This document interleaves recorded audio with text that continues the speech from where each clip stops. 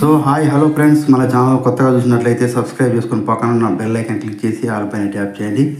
తెలంగాణలో రైతు భరోసా వచ్చేది ఇప్పుడు. వానాకాలం సీజన్లో అందని సాయం, పెట్టుబడి కోసం అప్పులు చేస్తున్న రైతులు రెండో విడత ఎరువులకైనా డబ్బులు అందేనా?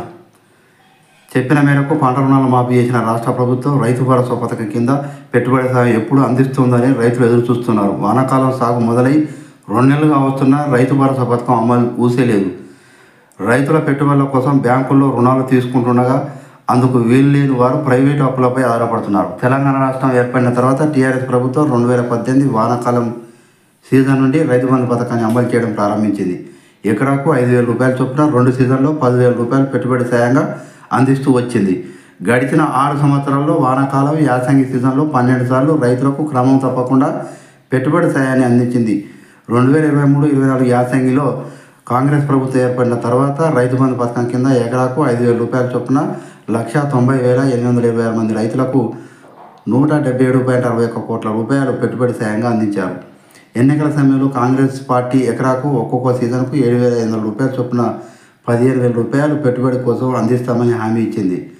బీఆర్ఎస్ హయాంలో రైతు బంధు పథకం దుర్వినియోగం జరిగిందని, సాగులేని భూమికి చెట్లకుగా మారినటువంటి వెంచర్లుగా మారిన భూములకు కూడా వందలాది ఎకరాలున్న బడాబాబులకు రైతు బంధు సాయాన్ని అందించారని విమర్శలు వచ్చాయి.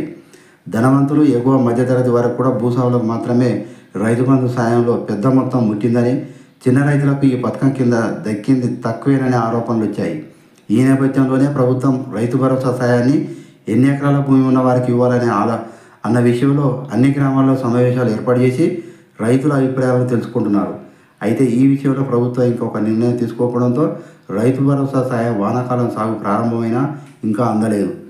జిల్లాలో వానాకాలంలో 2,74,500 ఎకరాల్లో వరి, 45,000 ఎకరాల్లో పత్తి, 4,500 ఎకరాల్లో మొక్కజొన్న పంటలు సాగు చేస్తున్నారని, వీటితో పాటుగా వివిధ పంటలను కలుపుకొని 3,40,070 ఎకరాల్లో ఈ పంటలు సాగు అవుతున్నాయని కూడా అంచనా వేశారు. ఇప్పటికే 3 లక్షల పైకి చీలుకు ఎకరాల్లో ఈ సాగు ప్రారంభమై ప్రభుత్వం ముందుగా ప్రకటించిన విధంగా ఎకరాకు 7,500 రూపాయల పెట్టుబడి సాయం ఇస్తే జిల్లాకు చెందిన రైతులకు 258.8 కోట్ల రూపాయలు చొప్పున ఇచ్చిన 172.53 కోట్లు రూపాయలు రైతులకు దక్కుతాయి. ఎన్ని ఎకరాల భూమి ఉన్నా రైతులకు రైతు భరోసా పథకం ఇవ్వాలన్న విషయంలో ప్రభుత్వం విధానపరమైన నిర్ణయం తీసుకునే కారణంగా పెట్టుబడి సాయం ఇంకా రైతులకు అందడం లేదు. ఈ రైతు రుణమాఫీకి శ్రీకారం చుట్టి 20 రోజులనే అమలు చేసిన ప్రభుత్వం ప్రస్తుతం రైతు భరోసాపై దృష్టి సారిస్తుందని రైతులు ఆశిస్తున్నారు. నెలాఖరులోగా ప్రభుత్వ నిర్ణయం తీసుకుంటే రెండో విడత ఎరువులు, క్రిమిసంహారక మందులు కొనుక్కోవడానికైనా ప్రభుత్వ సాయం ఉపయోగపడుతుందని కూడా రైతులు ఆశిస్తున్నారు. సో ఇలాంటి లేటెస్ట్ న్యూస్ మీకు రావాలంటే సబ్స్క్రైబ్ చేసుకొని పక్కన బెల్ ఐకాన్ క్లిక్ చేసి ఆల్ పైన ట్యాప్ చేయండి.